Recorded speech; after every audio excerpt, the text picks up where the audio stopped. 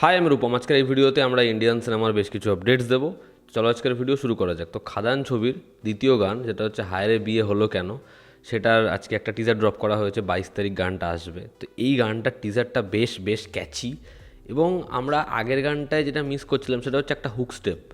এখানে দেবের যে হুক স্টেপটা সেটা খুব হালকা এবং সেটা দেখতে ভালো লাগছে। আর সবথেকে যেটা ভালো লাগছে, বরখা এবং দেবকে এতদিন পর একসাথে ডান্স করতে দেখে। নিশ্চয়ই তোমাদের দুই পৃথিবীর প্যারালাল গানটার কথা মনে আছে। মানে ওটা তো যেরকম একটা গান, ওটার হুক স্টেপ যেরকম, মানে ওটা সেই সময় যেরকম ট্রেন্ড করেছিল, মানে প্রত্যেকটা মুহূর্তে আজকেও যে কোনো একটা মজার সময় আমরা নাচের বেলায় কিন্তু ওই গানগুলোই চালাই, ঠিক আছে? তো ওই গানগুলোর সাথে একটা মারাত্মক নস্টালজিক ভ্যালু জুড়িয়ে আছে।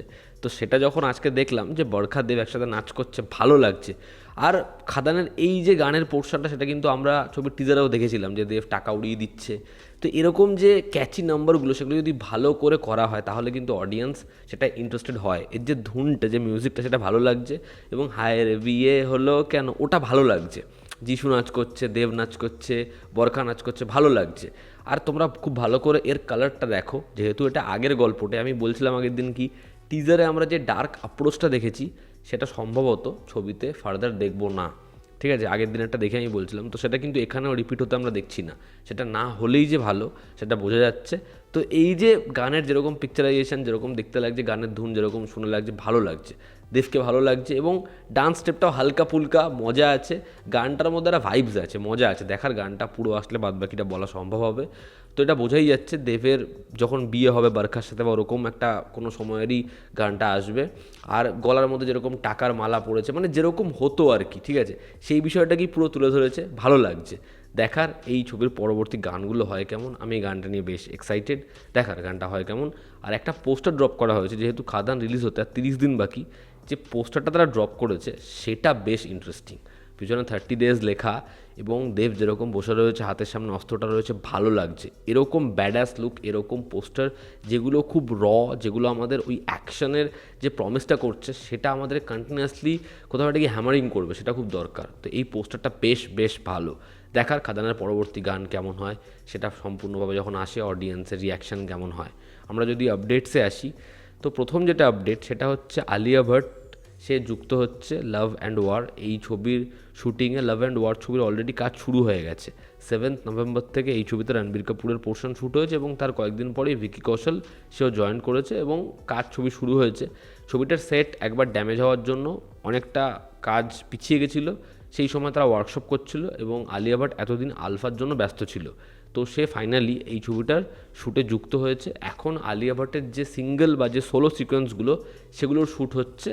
দুদিন পর থেকে তিনজনের যা সিকোয়েন্স আছে সেগুলোর কাজ শুরু হবে। এই ছবিটা লম্বা সময় ধরে শ্যুট হবে, এবং যেটা আপডেট আরও একটা, সেটা হচ্ছে এই ছবিতে আরও একটা বড় নাম যুক্ত হতে চলেছে। ছবিতে আরও একজন লিস্টারকে আমরা দেখতে পেতে চলেছি, যার হয়তো একটা এক্সটেন্ডেড কেমিউ থাকবে লাভ অ্যান্ড ওয়ার ছবিতে। এমনি এই ছবির যে কাস্টিং, রণবীর কাপুর, ভিকি কৌশল, আলিয়া ভাট, ভানসালি ডিরেক্টর, ছবিটার হাইপ এমনি তুঙ্গে থাকবে। 26-এর ঈদে আসবে। দেখার এই ছবিটা যখন আসে বক্স অফিসে কী কী রেকর্ড বানায়। আমরা যদি পরবর্তী আপডেটে আসি, শ্রদ্ধা কাপুর থাকতে চলেছে ওয়ার 2-তে। না, সে ছবিতে কোনো ক্যারেক্টার প্লে করছে না, সে ছবিতে ফিমেল লিড এমন নয়। তবে পুষ্পা 2-তে তার যেমন একটা আইটেম সং থাকার কথা ছিল, যেটা এন্ড মুহূর্তে এসে বাদ চলে যায়, ঠিক সেরকমই একটা আইটেম সং থাকতে চলেছে। আই উইশ এটা বাদ যাবে না ছবি থেকে।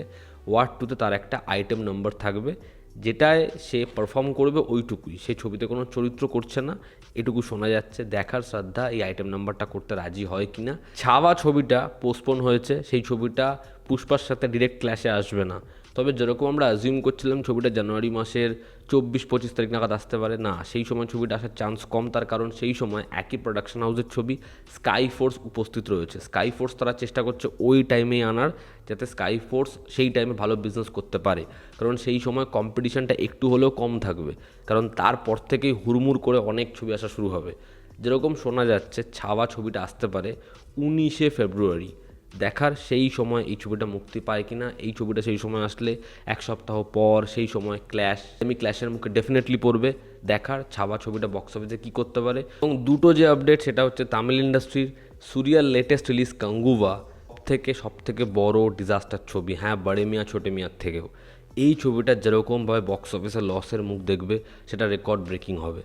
দেখার এই ছবিটার ফাইনাল নাম্বার কি হয়। এবং অজিত, থালা অজিতের পরবর্তী ছবি যেটা হচ্ছে গুড ব্যাড আগলি, সেই ছবিটার রিলিজ ডেট জানা গেছে, মেকার্সের তরফ থেকে অফিসিয়ালভাবে জানানো হয়েছে, সেটা হচ্ছে 10ই জানুয়ারি 2025।